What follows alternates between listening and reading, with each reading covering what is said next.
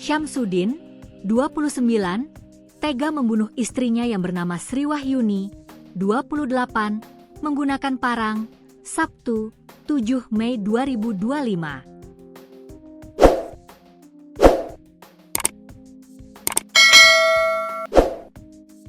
Peristiwa pembunuhan itu terjadi di Desa Marada, Kecamatan Huu, Kabupaten Dompu, Nusa Tenggara Barat, NTB. Kasih Humas Polres Dompu AKP Zuharis mengatakan, Syamsuddin dijerat dengan pasal 44 ayat 3 Undang-Undang Nomor 23 Tahun 2004 tentang kekerasan dalam rumah tangga, KDRT. Pasal tersebut memuat ancaman pidana penjara paling lama 15 tahun dan denda 45 juta rupiah. Pelaku sudah ditangkap, sudah ditetapkan sebagai tersangka, kata Zuharis, dilansir Tribun Lombok, Senin, 9 Juni 2025. Zuharis berujar, motif pelaku membunuh istrinya karena utang. Tersangka mengaku malu karena istrinya kerap berutang sehingga menjadi bahan perbincangan warga. Terduga pelaku merasa malu dan tertekan karena korban memiliki banyak utang dan kerap menjadi bahan pergunjingan, serta mempermalukan nama baik keluarga, ucap Zuharis. Syamsuddin membunuh Sri Wahyuni menggunakan parang di rumahnya. Saat ditemukan, korban tergeletak bersimbah darah di lantai, tepatnya di samping bayinya yang baru berusia 10 hari. Korban pertama kali ditemukan oleh anak pertama yang berumur 8 tahun. Kronologi kasus ini terungkap dari laporan sang anak kepada neneknya sekitar pukul 7 WITA.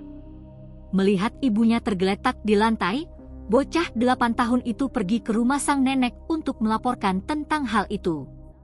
Sang nenek pun segera bergegas ke rumah korban dan mendapati Sri Wahyuni sudah tergeletak bersimbah darah di lantai.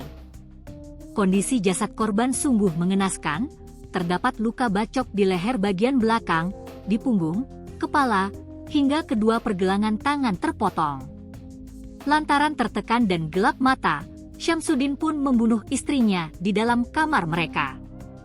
Padahal istrinya itu baru melahirkan anak kedua mereka 10 hari yang lalu, ungkap AKP Zuharis, Senin. Syamsuddin diketahui menganiaya istrinya dengan menggunakan senjata parang sepanjang 60 cm.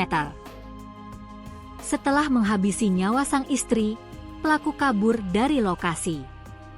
Pelaku menebas kepala bagian belakang korban, juga mengiris kedua pergelangan tangan hingga menimbulkan luka menganga nyaris terpotong, jelas Zuharis. Pada dini hari sekitar pukul 1.58 WITA, sebelum peristiwa pembunuhan ini terjadi, Syamsuddin ternyata sempat menelepon kakak kandung korban, Junaidin. Syamsuddin mengatakan kepada kakak iparnya itu bahwa ada seseorang yang ingin membunuhnya. Junaidin lantas merespons hal itu dengan berkata kepada Syamsuddin supaya tak meladeninya. Ia juga menyampaikan akan membantu setiap permasalahan Syamsuddin. Dalam percakapan via telepon sekitar pukul 1.58 WITA, pelaku menyampaikan kepada kakak korban bahwa ada orang yang ingin membunuhnya.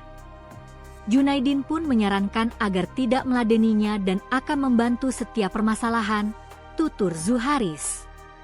Lalu sekitar pukul 2.20 WITA, pelaku kembali menelepon Junaidin dan mengatakan sesuatu yang tidak jelas.